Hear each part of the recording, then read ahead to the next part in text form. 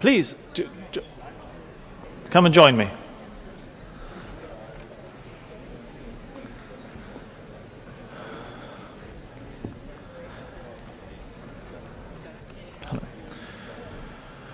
So, well, why do we can do it like a real dinner party and have it boy, girl, boy, girl. So, well, let's have me. Helga, you can sit there.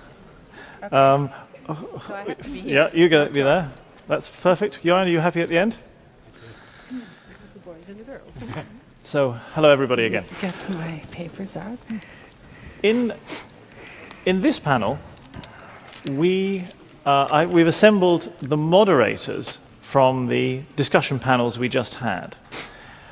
And since we've just had 4.5 hours of discussion going on in 3 different places, and we now have up to half an hour to talk, there's no point in trying to conclude what has just been discussed. But I think there is a point in seeing whether there are some cross-cutting themes that came out of the various discussion panels. And so we have invited our moderators to join me on stage to see whether some of those themes can be pulled out. You know them all already, I think, having met them in the morning. And so I'll go without introductions, and I'll just jump straight in with Göran Hansson. You were moderating Stream 1. Were there some general themes that you can pull out of your 2 discussions? Yes, I think it came across very clearly that determining the genome, sequencing the genome of humans has been a necessary exercise, but it's not sufficient. There's much more to do, and there is still a role not only for further large-scale explorations, but also for hypothesis-driven research, figuring out mechanisms, how genes work, how they function normally, and how they could cause disease. That, I think, was an important conclusion from our panel. There's great opportunities because when the cost of sequences is going down, we can do much more and build databases even if we don't have immediate use of them right now. But they are resources for the hypothesis-driven research. The genomic revolution is not only an issue of sequencing DNA, but it has also provided a fantastic toolbox, not only for medicine clearly, but also for agriculture and understanding evolution and so on. And we should never forget that. That's at least as important as the DNA sequencing. Then we discussed finally genetic testing. And there, I think the conclusion after some discussion was that we should continue to test for specific mutations, specific disease-causing genes, and there will be more of them. And that's important in the clinic to predict and prevent disease of certain kinds. But the genomic approach to test the whole genome of an individual, that's a research tool. It's not yet ready for the clinic.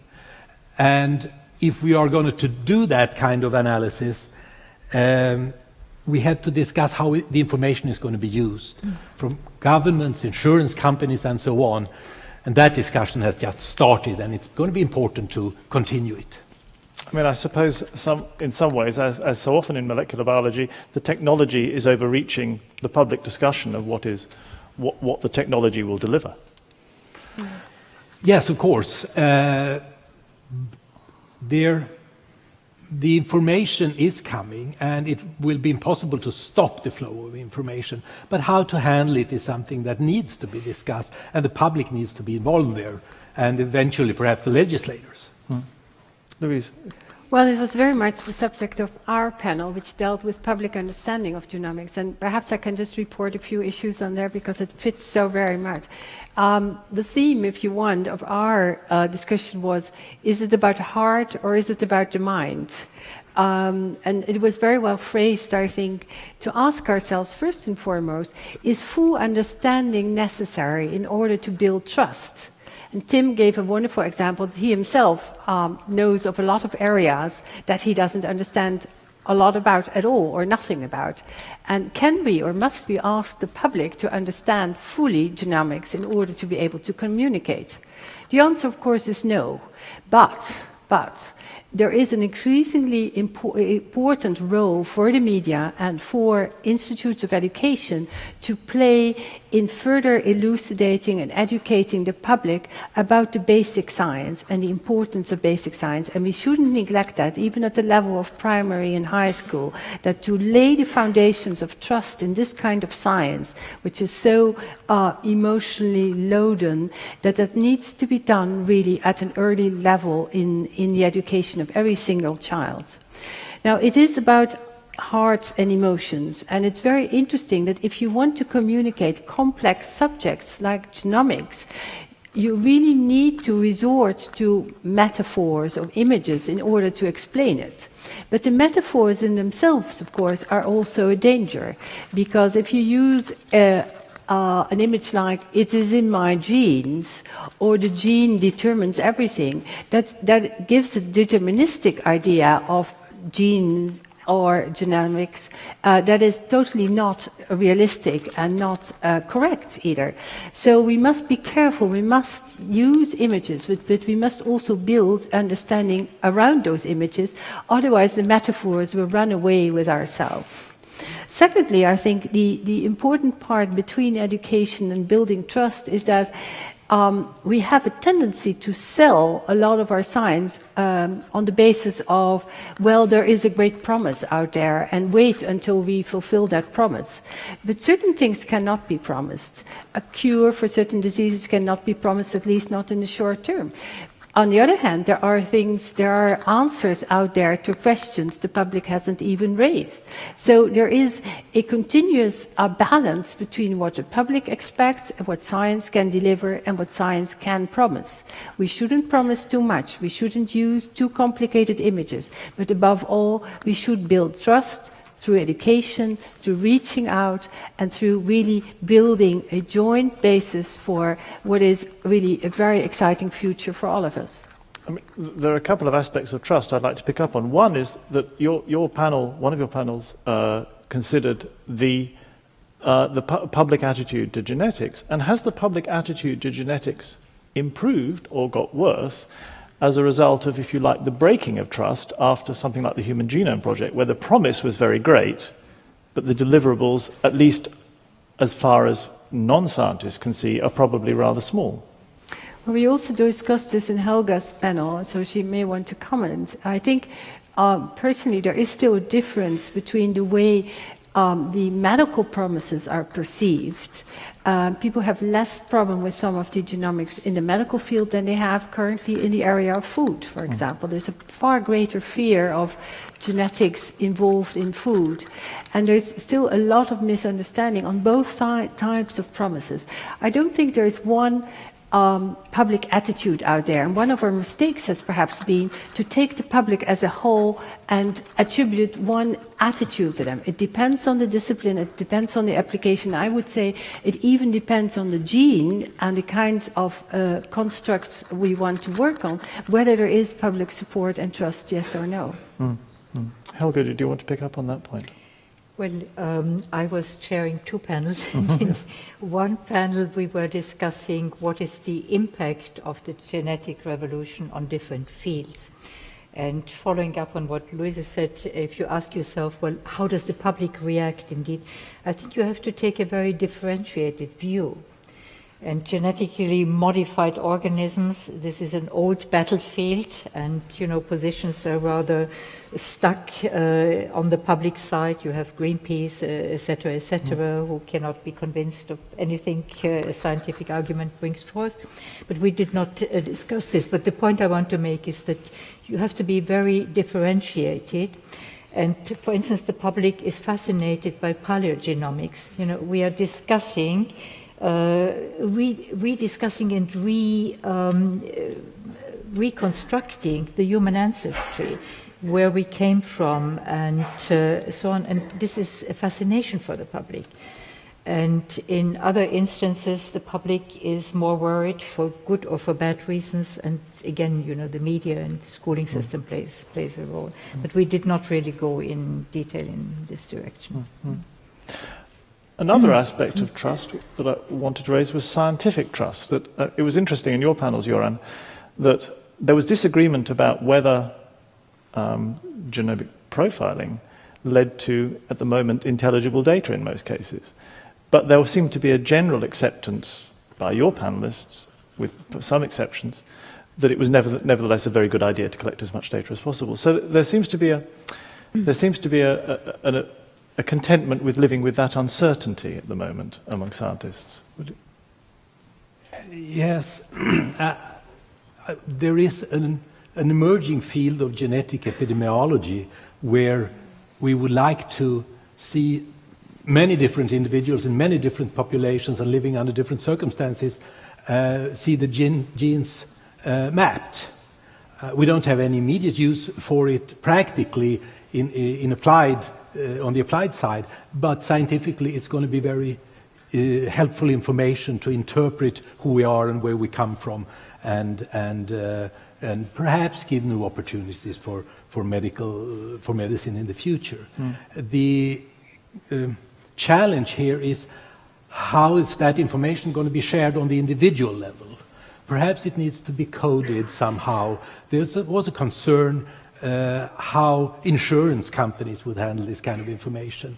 It may not be a big problem yet because it's only a very limited amount of information that's going to be useful for them today, but perhaps in the future that needs to be discussed more. But I suppose one aspect of this is again a public attitude that that scientists are very content with that degree of uncertainty about what it's going to reveal, and that it's good to collect the data and we'll see what happens. Conveying that uncertainty to the public is a different matter. I don't know. That's your area, Helga. Well, I am convinced that in many aspects, the way how scientists deal and cope with uncertainty should become a model that is also conveyed to the public. Because at the moment I see the public being frightened by uncertainty, and wrongly they expect science to provide only certainty in the sense that the answer to every question should be yes or no, while the honest answer by every scientist is yes under the conditions, and then you list many conditions, or you say no and again you list many conditions. And I think this also has to be conveyed to the public. And scientists, I think they thrive at the cusp of uncertainty. There is a brief moment when breakthroughs are happening, and these are very exciting moments, full of uncertainty. But of course, in the longer run, you want to transform uncertainties into certainties, knowing that every certainty in science is always provisional. But I think it's really important that there is a difference between genomics as a field in public perception and other parts of science, say astrophysics or something like that, which also has a lot of unknown applications, if applications at all. And that is that genomics somehow conveys the image that this is about our identities, that it's about who you are. And what we should work on, I think, is to take away that immediate relationship between knowledge of the genome or genetic knowledge or genetic databases and the deterministic idea that that determines our identities or even our health or whatever. There is not a one-to-one relationship there, and yet it's that one-to-one relationship that makes people worried.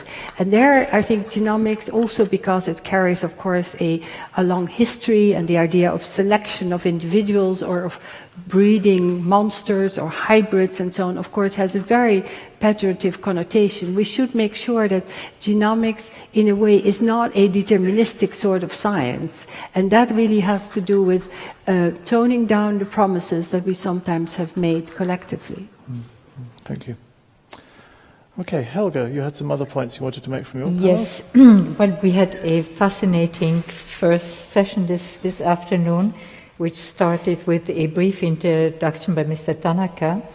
And the message to this audience, but especially to Western audience, is read and look at mangas, because they are a wonderful cognitive, intellectual tool to make you understand the complexity of ideas. And they also convey to you the ability to visualize, and we know how important visual imagination is in the genesis of new ideas. So I think this is a very important lesson that came up. We also spoke about, since the topic was research interfaces in Asia. Forgive me for interrupting a second, but there's one very good reason for having the Nobel Prize dialogue in Tokyo rather than Sweden. We would never have got that point in Stockholm. Anyway. Next time I come to Sweden, you all will be looking at mangas. So the next point that came up in this panel was we all are aware that science is becoming rapidly globalized, and what this means in terms of language. Now, it's accepted that English is the language in which you communicate in science. Nevertheless, if you go one level deeper, I would say, we know that certain concepts cannot be conveyed in their full meaning to another language. And the conceptual part, especially in the genesis of new ideas, is a very important one, and they are tied to language. And what can we do so that this very rich connotation in terms of meaning and linguistic richness is not lost on the way? Can there be diversity to the extent that we all feel enriched by this diversity also in this field? What was the answer? We raised there it. Can be? We raised it as an issue, and I think these things start with being aware of it. So instead of taking it for granted that you can express everything in English, you express it at a certain technical level, I would say. But if you move to the state before you are able to do that, so to say in this, generative pre-breakthrough area, which is so important if you want to stimulate creativity and use the creative space for that, I think awareness, being aware how much certain concepts are tied to a language, to a culture, etc., is very important. So it's not a solution, but awareness is maybe part of the solution. This isn't much talked about, so this is an exciting thing to come out. Yeah. That's why I'm excited about it. Then we had a third issue coming out in this panel. As the title indicated, the focus was on Asia. And we are all aware that Asia is an emerging scientific power. And here the importance is also, instead of just looking at Asia, we know science is about competition and collaboration.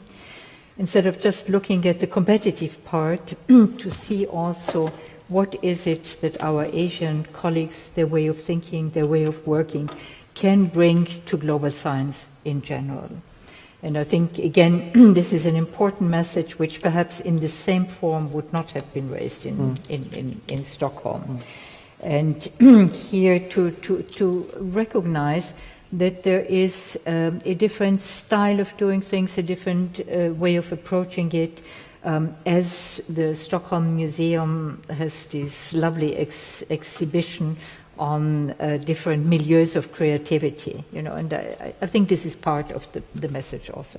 And the last but very important point is one area where everyone agreed that Japan can and should do better, to put it very bluntly, is to encourage more women in science.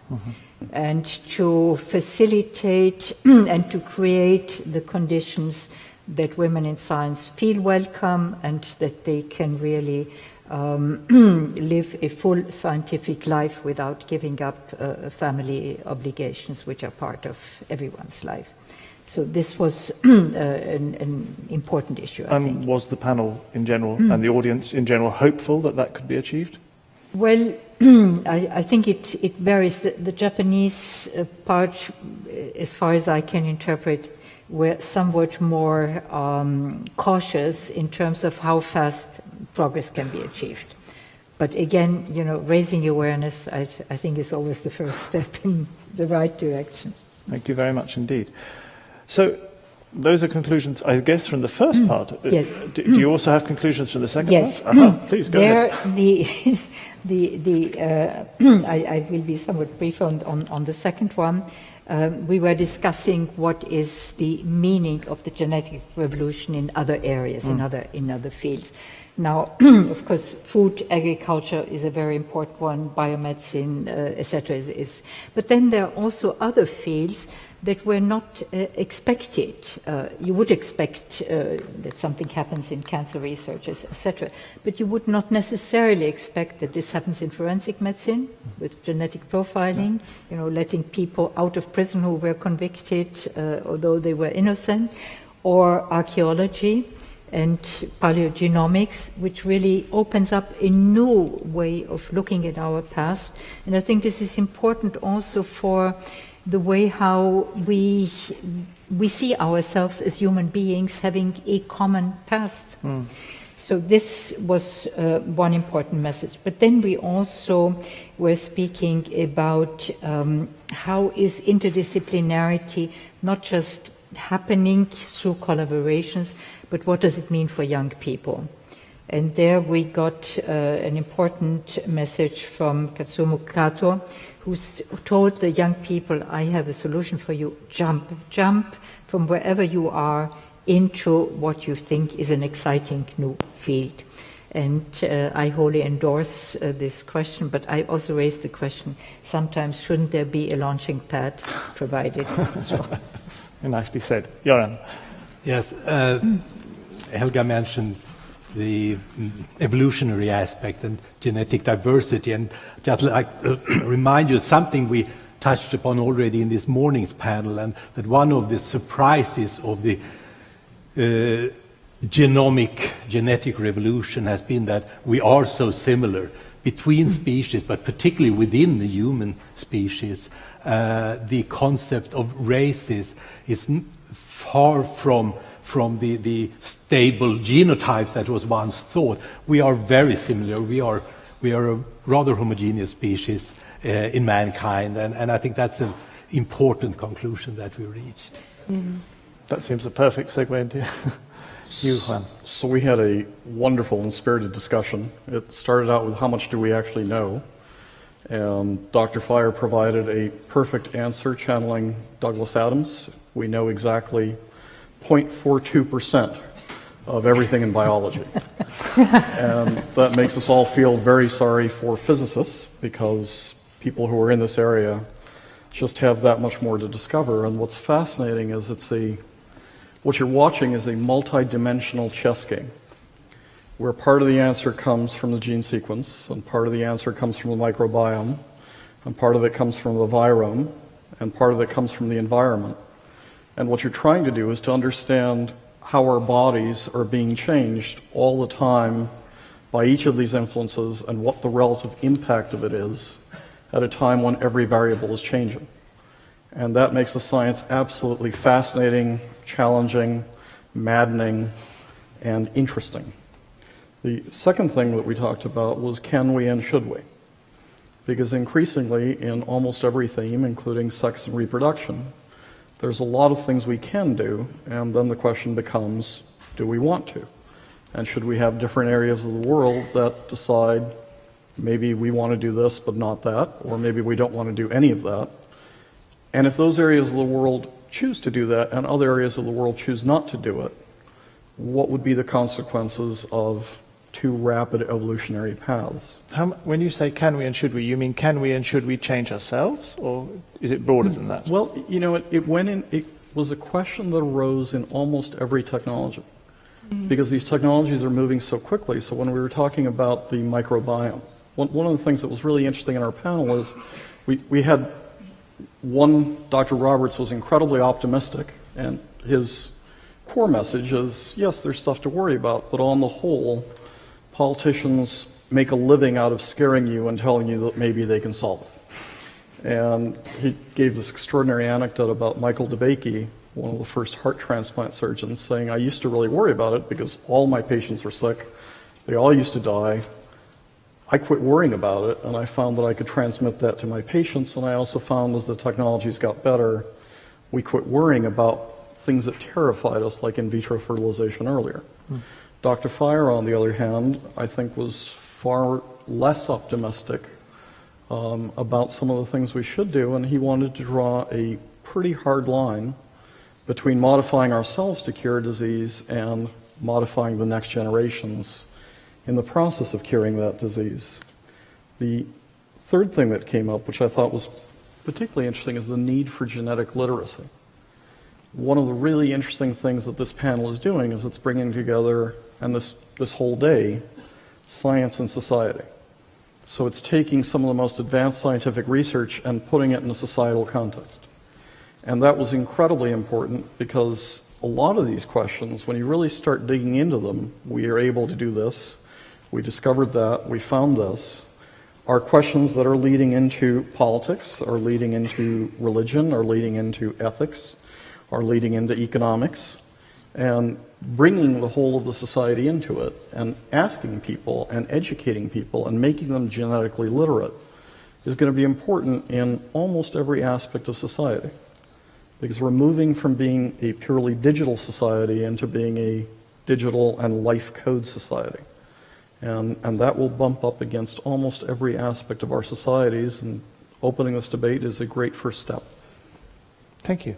Thank you. Do you want to pick up on anything that was said there? Well, perhaps this issue of what in my words would be something like different standards in different parts of the world.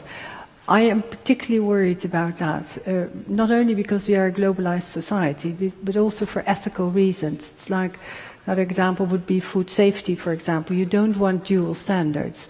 And as we are moving ahead with science driving so much of the political agenda, I think we must make very sure that, for example, in the process that we now have towards the Sustainable Development Goals in the UN General Assembly, that we continue to press for an open approach of dialogue about these issues and a universal sort of set of values and policies that can perhaps differ in some respect between countries, but certainly must have a basic openness and a basic understanding so that science can move forward. You cannot limit science to boundaries. And if we get differential legislation in different countries, we may run the risk that some trials are being carried out in other countries and scientists will just move.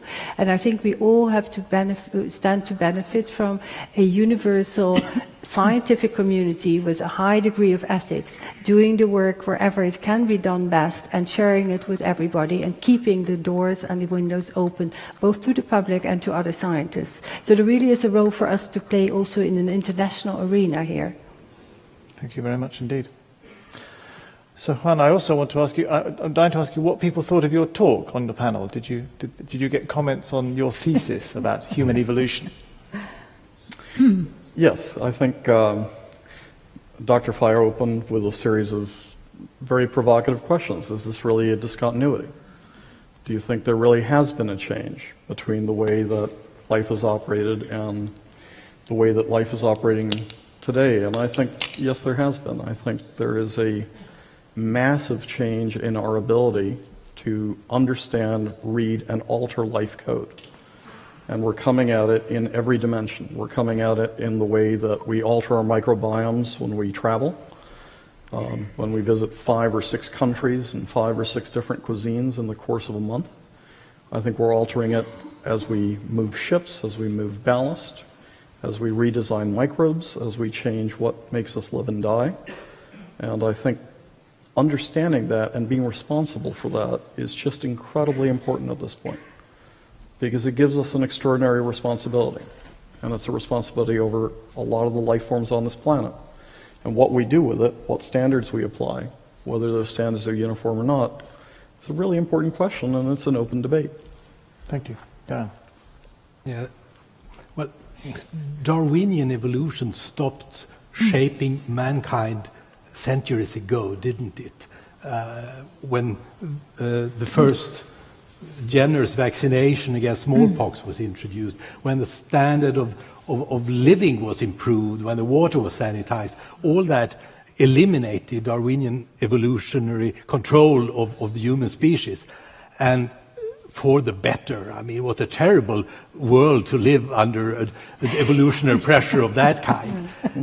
Now, of course, it's going faster because situation is improving faster, and in countries that were struggling with cholera and smallpox, they now have the chronic non-communicable diseases. But that reflects progress.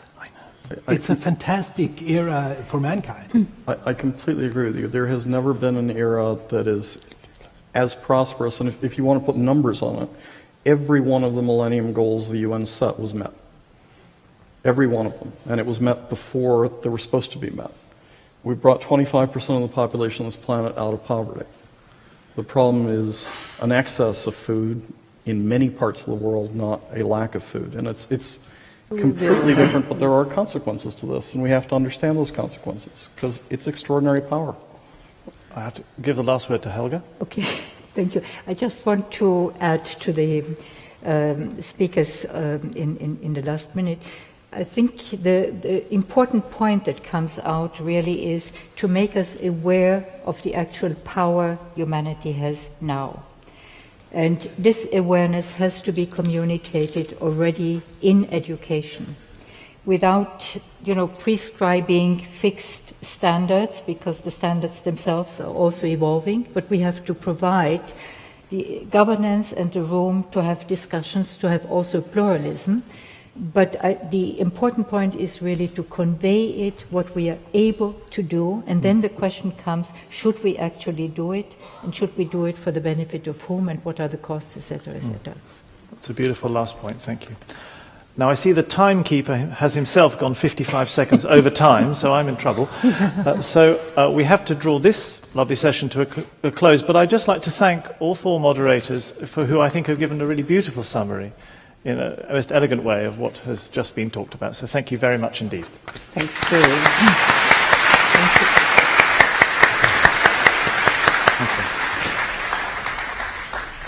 Thank you. Thank you, Göran. Thank you, Louise. That was very nice moderation. Thank you. So now we're just going to have a little stage rearrangement, and we're going to go into our final panel. We just need to add 2 extra chairs, I think.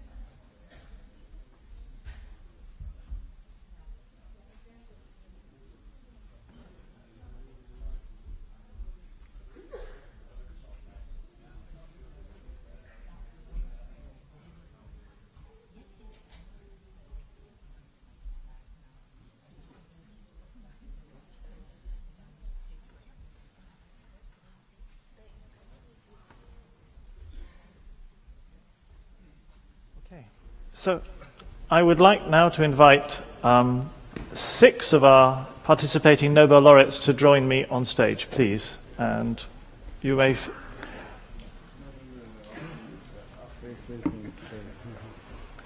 Please come and join us. And please, I think free seating for the first time. Choose where you feel most comfortable. Or what is it, whatever's free. Yeah, I'm afraid you have to come round. I think there's no way through.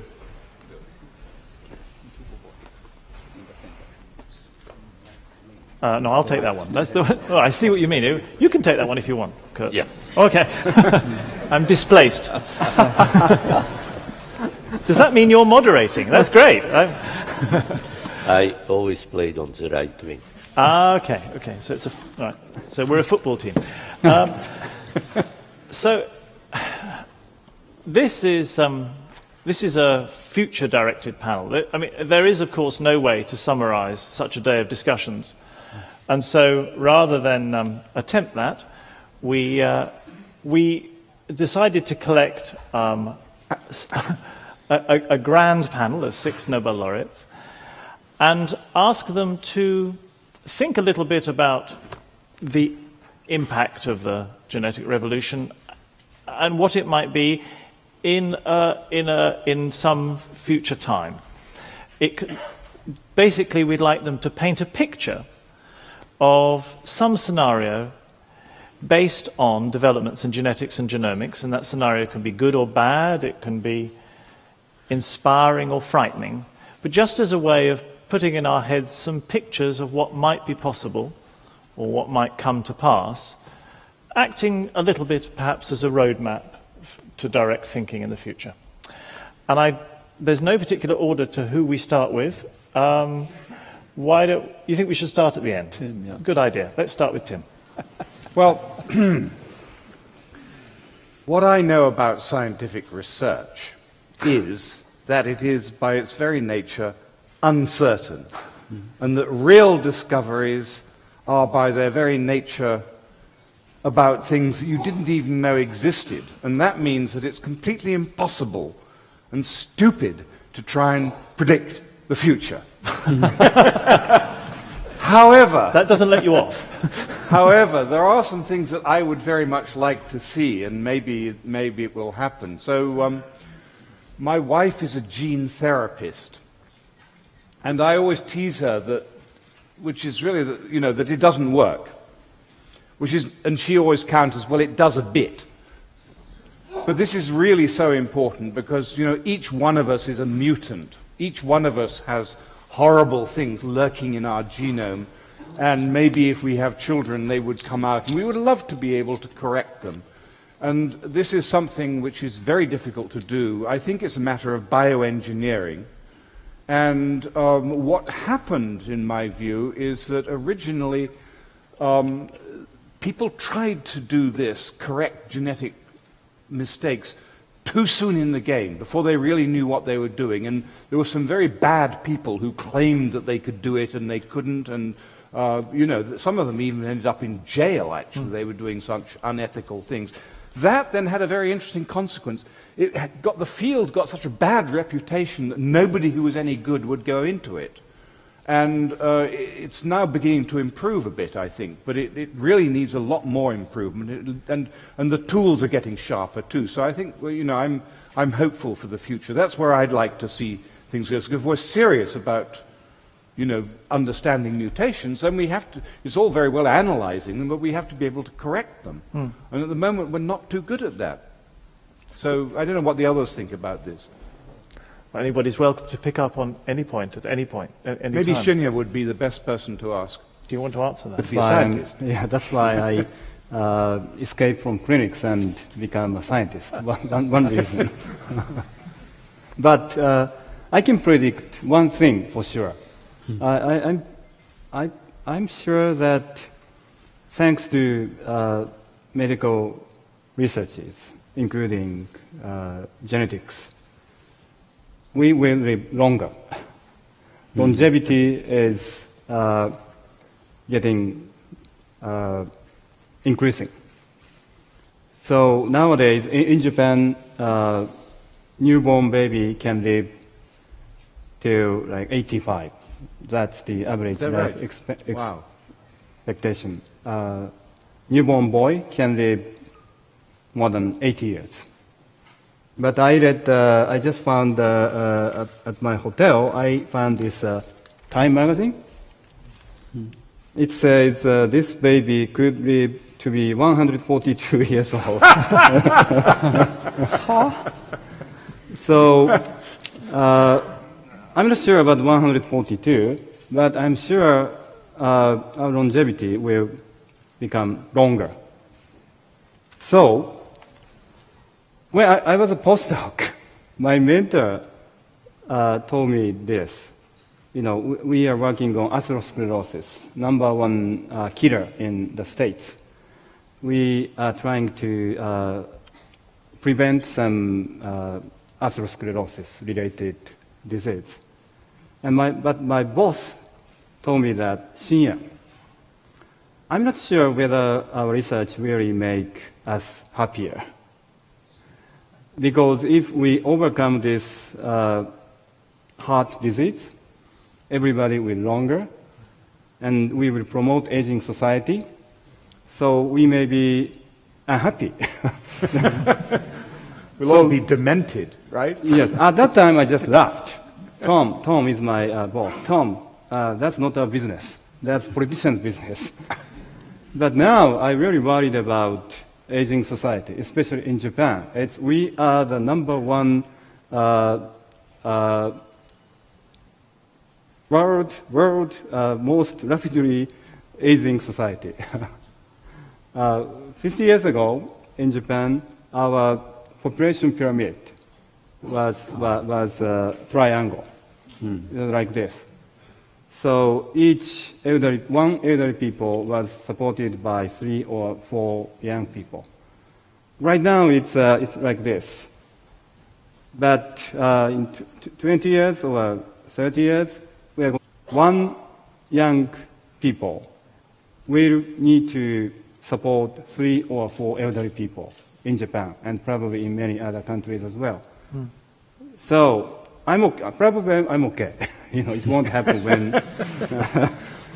But we'll have robots then. To look after. Maybe. So robot may be one solution. With fantastic AI, so they'll be incredibly intelligent, very charming, kind, caring robots. Yes, you may fall in love. Exactly. Yes. But yes, we do need to do something. Otherwise, each patient may be happy by living longer, but we as a society may not be happy because of medical insurance, like pension plan. This kind of reverse triangle society won't be sustainable. So maybe we stop medical researches. Good idea. And start breeding roses. Or we have science and society discussions. Yes, that's. I think it's very important, especially in Japan. We are number one in society.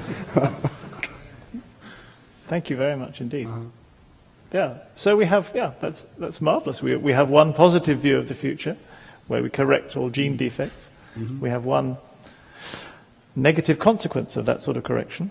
Or not negative consequence, but difficult consequence. It could be negative. Okay. It could be very bright. It could be positive, but it could be negative. So we need to do something. Thank you very much indeed. Andrew, would you like to?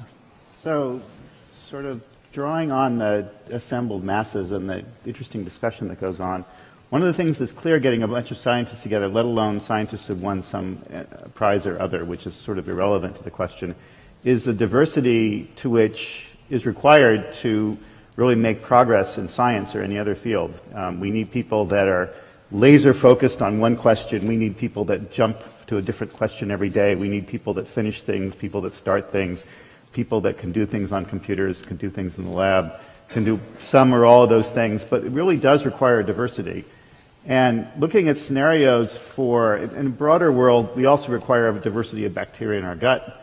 We require a diversity of lymphocytes. We require all sorts of diversity in our biology. Looking forward to the scenarios one can imagine for the use of genetic technology, if it's applied to supporting that diversity, I think that would be a wonderful scenario. If we can make people who might otherwise not be able to contribute because they would be sick, be able to contribute. That would be a tremendous positive advantage, positive outcome of the genetic technology. The other side of things, if we use genetic technology to limit the diversity, to decide some things that we don't need, we can predict we don't need this person, we don't need that plant, the beneficial diversity is restricted because of technology, that would be a bad outcome. I'm not implying that these decisions will be simple. They'll be very complex decisions. Do we want to get rid of certain insects that are causing mass epidemics? Well, maybe we do in that case. Maybe those insects are themselves limiting diversity. They'll be difficult decisions. But if in the long run we can maintain the beneficial diversity of our ecosystems, people, plants, insects, animals, I think that it will have been a positive outcome. And if we limit that, I think that we could have negative outcomes. And we'll make mistakes, undoubtedly. Thank you very much indeed. I suppose it is very hard to know what you are losing if you get rid of something, until you understand the interconnections between things. I would do with getting rid of cockroaches, I'll tell you that, and smallpox. Smallpox, yes. Cockroaches. Oh, I like cockroaches. What's wrong with the cockroach? I always felt they ate the crumbs in my apartment, you know. Kept it clean. And you had the apartment before us, I think, probably, that it was. Professor Tanaka, you're for getting rid of cockroaches as well, I gather. Please call me Mr. Tanaka. Thank you.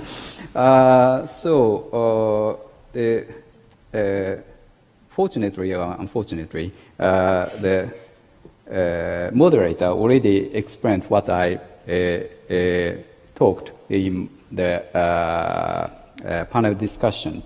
But this is very related to solve the problem to get much more a better picture in life and genes. So I think there, in my point of view, there are three keywords. So interdiscipline, diversity, and communication. So if someone wants to communicate with the people who cannot understand Japanese, or I cannot speak English, but the best way, easy way, is to write manga. Yes, illustration.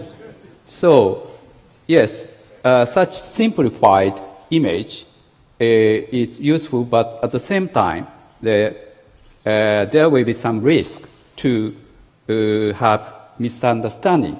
Yes, I know.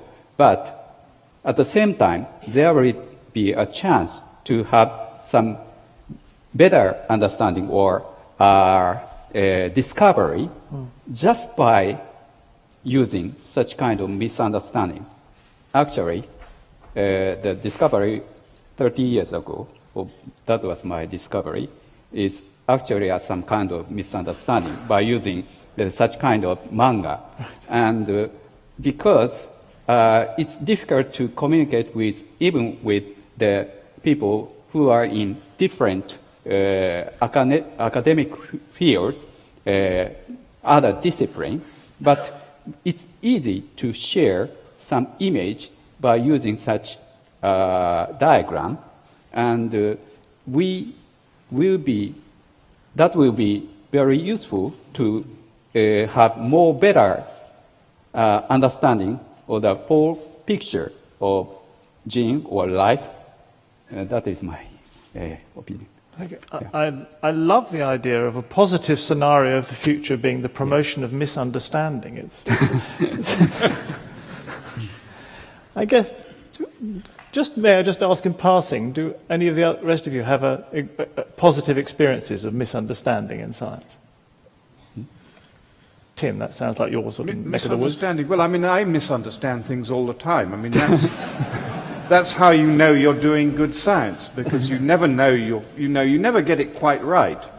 And the idea is you then do an experiment, and that puts you closer to the truth. But when I look back, I've found that I've often got things completely wrong.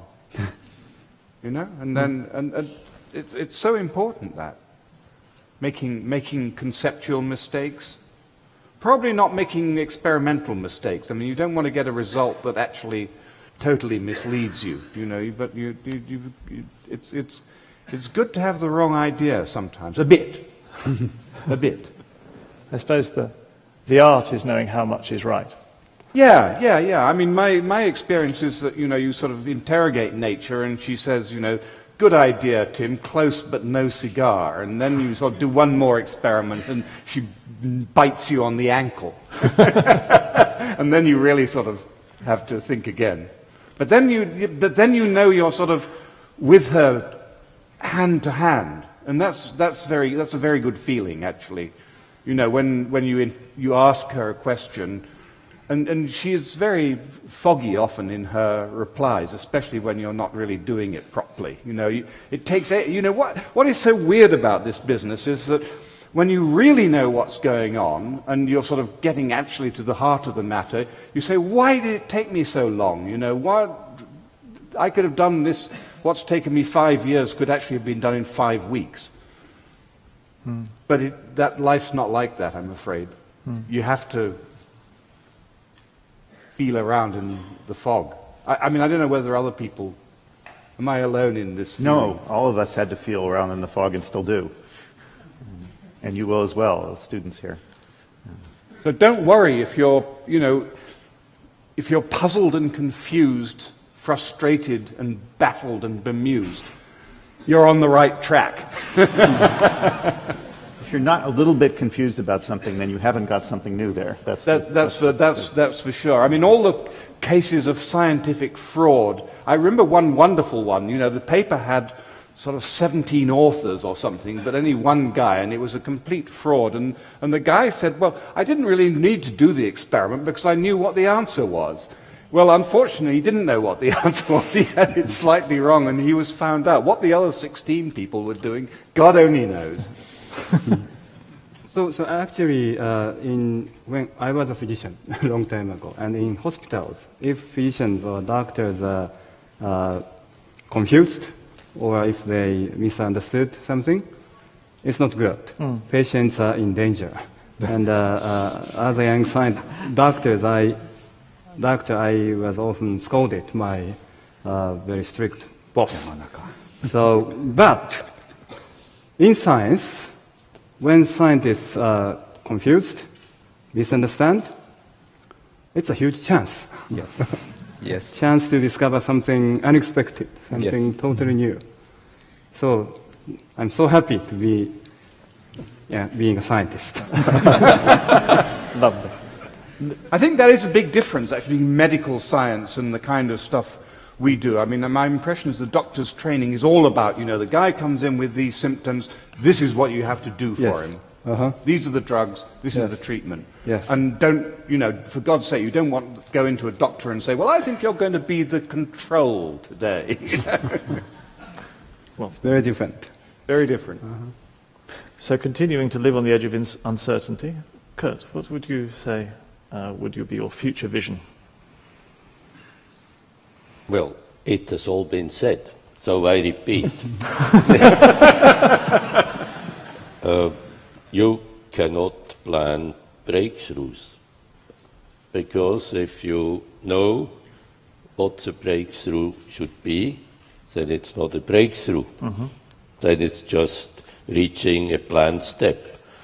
And that we cannot do this is not so bad. But the funding agencies cannot expect us to decide on a goal to achieve if we are in basic research. And when we go back in history, I like to predict the past, as you know, then breakthroughs have very rarely in chemistry or in the biological sciences come from huge groups. They are usually associated with individuals. And once a big step has been made, there's a lot of follow-up engineering, the word was used before, that can then be organized. And then I would also like to comment on the inverted pyramid in the population age. I think this is a fact, and long life cannot be a goal unless we can improve the quality of life in old age. And that's an engineering problem today, because we know this has to be achieved. And how do we have to achieve the facility that human beings can be productive until age 75? But not age 62 or 65, if we want to survive with this inverted pyramid. And what will we need to do? I mean, we will, for example, need to ensure that people do not destroy their bones, muscles, tendons with heavy work, so that they can literally not work beyond age 55 or so. And this can be done. We have to, for this we can use robots. We have to make sure that a larger part of the population than today can live under circumstances that enables them to be fully functional into older age. And I think this is an organizational problem. It will have to do with improved nutrition. It will have to do with improved medical services, but it also has to do with improved organization of the workplace. And this, in my opinion, is a political and engineering problem that we have to solve. It is very clearly formulated. To a large part, the genetic revolution has contributed to presenting us with this problem. It's clearly defined, and this problem will have to be solved. Otherwise, the disasters that you painted for us will be inevitable. Mm-hmm. Thank you. Yeah, that's a very clearly defined and exciting, interesting challenge, a huge challenge. If I may extend just one thing you said before, though, your comment about the role of small groups and small and individual researchers, does that mean that another disaster scenario for you is the rise of big science beyond a certain level? Here we really have to be to distinguish areas where big science is needed in basic research. For example, if you are in particle physics and you want to sort out remaining problems of particle physics, we know that this has to be big science. In the biological area, big science starts when the breakthroughs have been made. Because then we discussed earlier today how the DNA sequencing was a grand thing. It's much more difficult to start talking about complexities of the structure. As soon as the discussion on structure becomes nonlinear, we are lost, because then we cannot just add 500 more machines and all do the same. You see, we can then not just put pieces together. In the DNA sequencing, we can have, originally, when it was still relatively slow, there's a group in Brazil that would do a piece of a chromosome, a group in Japan, a group in Europe, and you put it together in the computers. This could be organized. But this is not breakthrough science. That was defined. We have the chemistry to do it, and so it can be organized. Thank you. And Yep.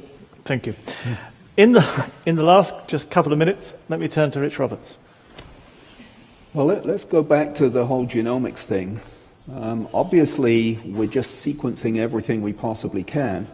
And I think it's actually quite a good idea for a number of countries, particularly some of the smaller ones, to document exactly what they have by way of biological resources, because these may turn out to be quite valuable in the future.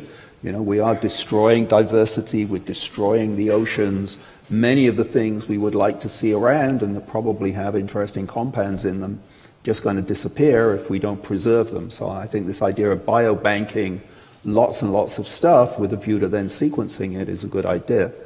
I think we're going to realize that the microbiome on this planet, not just in people, the microbiome on the planet is incredibly important. We know soils depend heavily on having the right microbes. Trees have microbes all over them. And we have to find out more about this. And I think, for me, one of the immediate goals would be to work out how a simple bacterium works. I think that would be rather useful, because it will tell us something about the way in which life is organized, the way in which it goes, and probably some principles will emerge from that that will apply to higher organisms. And so I'm rather hoping that we will set a project to, or maybe several projects, to actually try and understand how bacteria work. And this will imply that we know how to do the bioinformatics, because if all we know about most organisms is their DNA sequence, If we cannot predict what those sequences are going to be, then we're lost. We cannot do the experiments to test it. We have to be able to predict it. And so I would like to see a huge resurgence take place in bioinformatics where we try to figure out exactly how to make good predictions that are valid and that can be tested when they need to be, but for the most part, we know that they're going to be correct. I think in the case of the human microbiome, it's going to have a big impact on medicine. I really feel that we will be able to manipulate it, we will be able to take advantage of it to solve many, many diseases. And I think many more diseases are caused by bacteria than we know about. And it may be that killing good bacteria is a big problem. You know, antibiotics are everywhere. There are so many antibiotics out there. All we've been doing is killing bacteria right, left, and center. We usually start with babies and continue. I think we have to stop this. We've got to find ways to really target what is going on and get rid of the bad bacteria, but let the good bacteria live. You can imagine many ways to do this. One is chemical, one is understanding how the good bacteria take care of the bad ones. Another would be to use bacteriophages and have phages target the bad bacteria. This is a new line of medicine. It's just getting started now. It's actually a resurgence of work that went on in Russia but didn't really get anywhere 40, 50 years ago now. But I think there are great possibilities there. And I think we will be able to bring down the cost of medicine. I think, you know, you talk about shutting down research. I sometimes think we should shut down a lot of the research that is leading to these vast in cost increases in human medicine. You know, ever more complicated machines, ever more expensive machines, more expensive diagnostic tests. And if you look at what's going on in big pharma and in the biomedical industry, people are just there to make money. Almost none of them want to do anything other than make money. They don't want to cure diseases. So now we're starting on the subject for a whole other conference. So that's a different. We'll come back to that on a different day. So, Tim, despite your comments about not wanting to make predictions at the beginning, I think that at least, well, collectively, you've set a very interesting roadmap in this last half hour, and I thank you all very much for your contributions. Maybe we should remind junior members of the audience that this discussion has shown that many problems need to be solved. And it is up to their generation to solve those problems. Lots of good things we don't know. Then I would like to find out. Don't know yet. Then I propose a round of applause. It's up to you guys. Then I propose a joint round of applause then to the Nobel laureates assembled and also to the young researchers in the audience, please.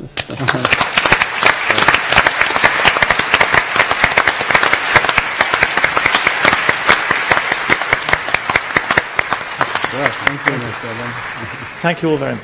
Thank you. Very good. Thank you. Sorry. Oh, thank you. It's great. Thank you. No, it's good. It's fun. Please. Now, if we step off, we leave. I would now like to leave you in the hands of the CEO of Nobel Media, Matthias Ferenius, who is going to give the first of the two short closing addresses. Matthias, thank you.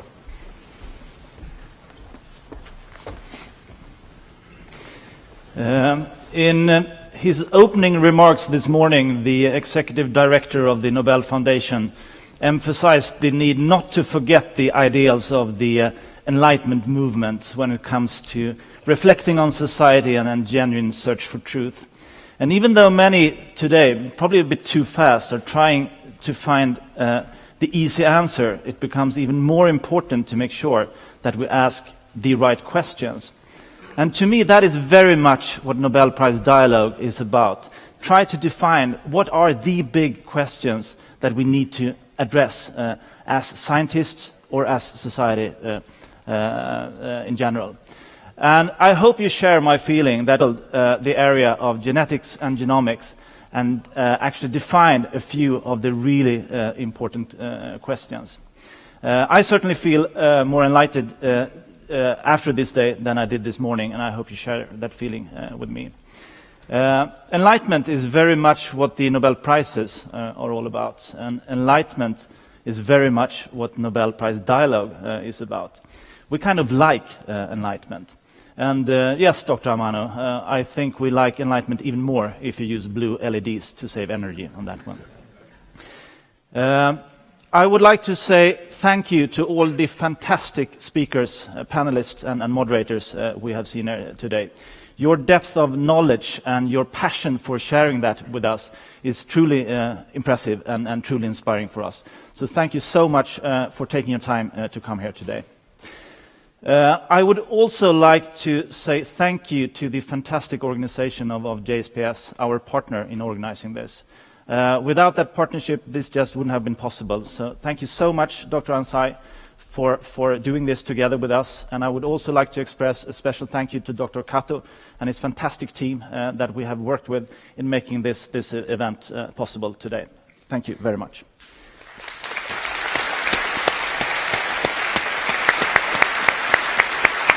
And I would also like to say thank you to our international partners, Volvo, Scania, Saab and Sandvik, a group of 4 Swedish-related research and development-oriented companies that supports a lot of what we're doing around the world. And your support is crucial for us to make these types of events possible. So thank you also from us. And finally, I would like to say thank you to all of you who have spent an entire day here with us, and thank you so much for doing that. And also thank you all the people that has followed us online. And we hope to see you all either physically on the next Nobel Prize dialogue or just to follow us online. So thank you so much for having us here, and look forward to seeing you all again.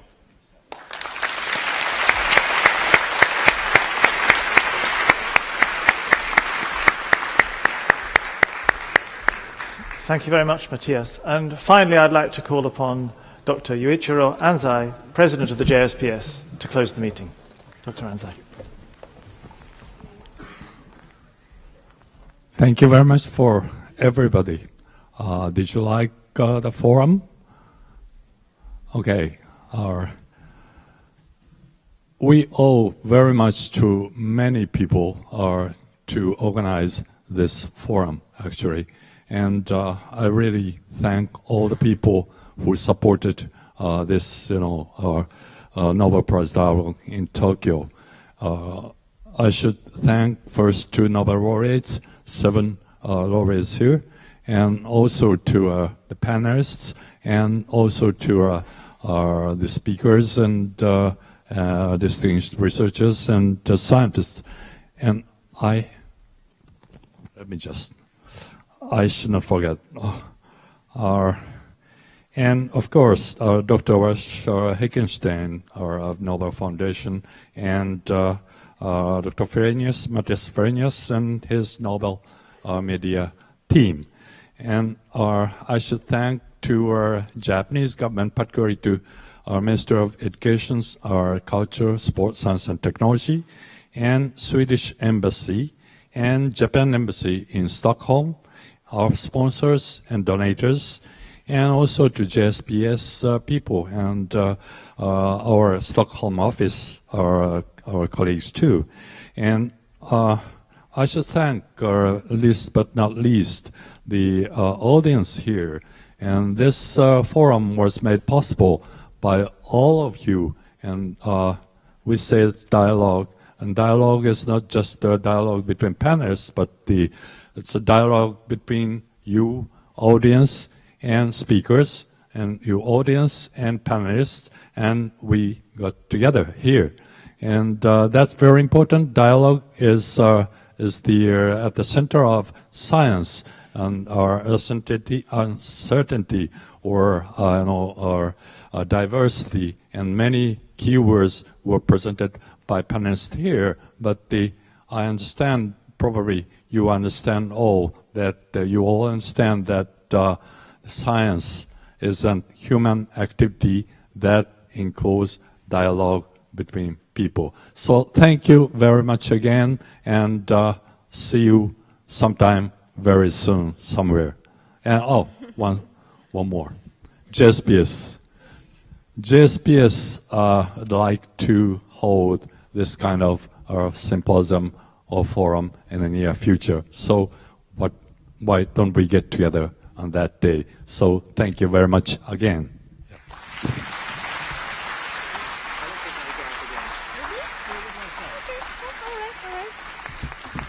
Thank you very much, Dr. Anzai. So with this, we would like to conclude the sessions. Thank you all very much for your participation throughout the day. Just an announcement again to the HOPE meeting participants, to the panelists, special guests, and others taking part in the HOPE meeting. Please exit first of all because you have plans after this. Let me announce this in Japanese. 事務局よりお知らせいたします。パネリスト、スペシャルゲスト、ホープミーティングのご参加者の皆様、この後ご予定がありますので、まずはお立ちになりまして、係の誘導に従って出ていただけますでしょうか。ただいまよりご移動をお願いいたします。And for those in your seats, we have just one more announcement. We'd like you to fill out a questionnaire regarding our operations, which you will be receiving through email a few days from today. Your feedback will be extremely helpful for the betterment of our operations, so your cooperation will be greatly appreciated. When you get this questionnaire in your email, please spare your time to give us your feedback on the impressions of the dialogue today. Thank you very much for your cooperation in advance.